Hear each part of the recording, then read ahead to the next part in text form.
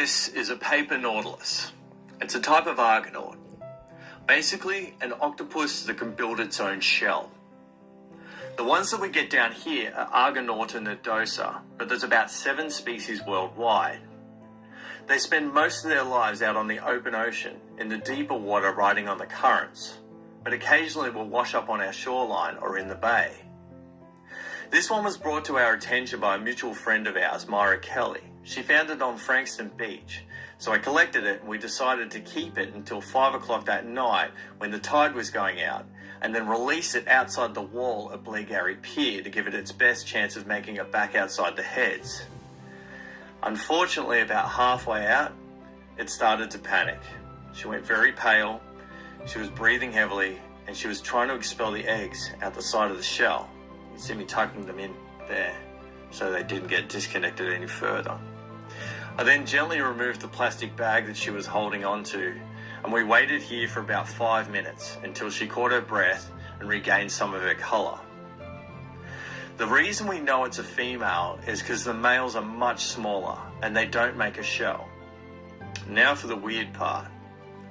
The males have an arm called the heptacotylus that's filled with sperm that they can disconnect and give to the female. The female will keep it for the rest of her life and use it to fertilise the clutches of eggs as she produces them.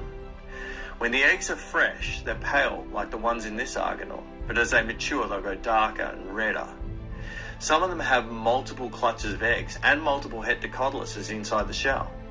For this reason, we don't believe that the process of making eggs is what kills them, like it does in a lot of octopus. We think it's the sheer exhaustion of being thrown around in the shallows and eventually washed up on the shoreline. This was something we didn't expect to see. That's the heptacotylus, the male arm. We were super lucky to catch it, but even luckier to watch it crawl back into the egg mass, something that's probably never been filmed before. I had to go in about that point because my camera was leaking, but Jules stayed around to make sure the argonaut was alright. As you can see, the colour was looking much better and she was looking a lot happier, even though she was exhausted. We think that she would have used the cover of darkness to escape out the heads. But we wish her the best of luck, and from Jules and I, thank you for watching. All the best.